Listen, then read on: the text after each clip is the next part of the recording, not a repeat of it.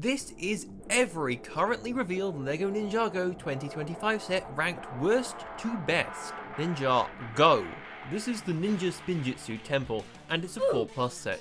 I've been incredibly vocal about these scams in the past, and while I think this might be one of the better looking ones in ever, we don't currently know what it will retail for, which means this 158 piece set might go for anywhere between 20 quid to 50. Gross. Similarly, Lloyd's pullback race car also has points detracted for just being another big Ninjago car. I get that these sell well, but this one in particular stands out in a bad way. Why does Lloyd even have a race car? Why did they also give him a dragon? This thing has nothing on the Ninja Night Stalker. Even with that 20 quid price point taken into consideration, I'm still not quite seeing it. The Draconian Warrior is a nice inclusion though. This is a Polybag version of another set released this wave, and for what it is, I think it's pretty cute. It has decent shaping on the model, looks to be relatively nicely sized, and even has 3 alternate builds. I placed it here not because I think it's bad, but because I think the following set's just much better. Zane's action mech is a pretty cool little set. Sadly, I don't think it quite matches up to the sheer hype that was this year's little J-mech, mostly because they completely scrapped the mechs ball joints here,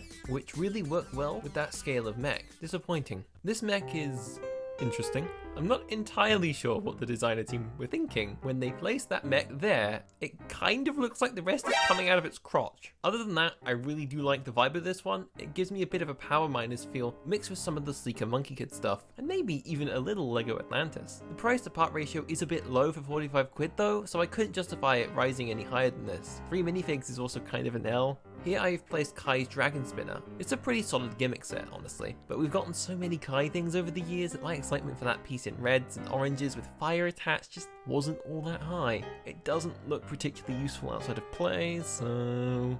Sora's Dragon's Spinjitzu, on the other hand, is one I've placed higher. The pink element on a set like this is really eye-catching, and I won't deny that although these seem kind of identical, the translucent pink and its novelty is what put this above the other one for me. Now this might be a little surprising, but I think this is miles better than everything listed so far. The Dragon's Spinjitzu battle has one of, if not the single best side build I have ever seen placed in a gimmick double back like this. The closest my brain can cough up are the specialized, more expensive spinner arenas from early Ninjago. Not only that, but while Aaron is relatively common at this stage, that tournament red Raz being put in an £18 set like this? Delightful. It's a bit irritating for someone who already has 2, but I can see this being a major win for the actual target demographic of Ninjago. Another 45 quid set, Raz and Aaron's Superstorm Jet has to be a first. A character introduced without ambiguousness as a villain, teaming up with a character introduced in the same manner as a new ninja. This has an interesting design aesthetic because of it. The colour scheme is delightful, and although it looks pretty much just like another Jumbo Jet combined with a smaller build for Raz that disconnects from that Jumbo Jet,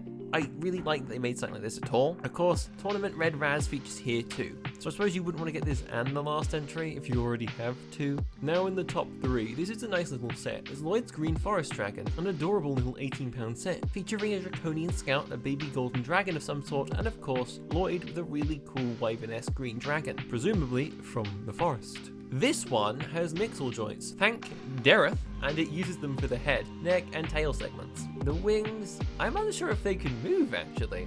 I would presume so, but all the pictures I've seen have the exact same angle on them. Shouldn't be impossible to mod, but definitely weaker than this year's Young Dragon Ryu because of that. And here we arrive. Number 2 and number 1. There are 2 sets left, and you likely already know which ones they are. But the real question is, which one do I think is better? A complaint you might have picked up in consistency thus far is that I think most of these are kind of lesser versions of this year's releases. That is not the case with these last 2. In number 2, I have placed the biggest set revealed so far, Zane's Ultra Combiner Mech. With 1,187 pieces and retailing at £90, this 4-in-1 model is the second and first properly canon Power Ranger-esque Megazord build we've gotten for the highly Power Ranger-esque coded ninja in ever, actually. When I was very little, I really loved Power Rangers, and so I was a big fan of the 2022 core one, and unsurprisingly, I'm also a pretty big fan of this one. On a secondary look, that fondness only grew further. A bizarre giant Zane that wraps into the mech is included, and Ryu himself appears as an adult dragon with a large wingspan. This is so a Power Rangers Megazord. Just look at this comparison. I have more to say on this, but I think I'll save it for a comparison video in the future, as I totally intend to get this one as soon as I can. But what could have possibly beaten such a titanic, towering entry? There's only one set left, and to my mild chagrin, I found myself incapable of labeling it as anything other than this wave's number 1. This leading lad is none other than the Draconian Storm Village. Yes, the one with Moro in it. For reasons unknown. I won't pretend that his inclusion is a happy moment for me. The guy was pretty thoroughly dead. Twice over, in fact. I can't escape the fact that in spite of that, he is back, and this is an incredibly good set, due in part thanks to his inclusion. The Moro figure is exclusive, as is Rogue.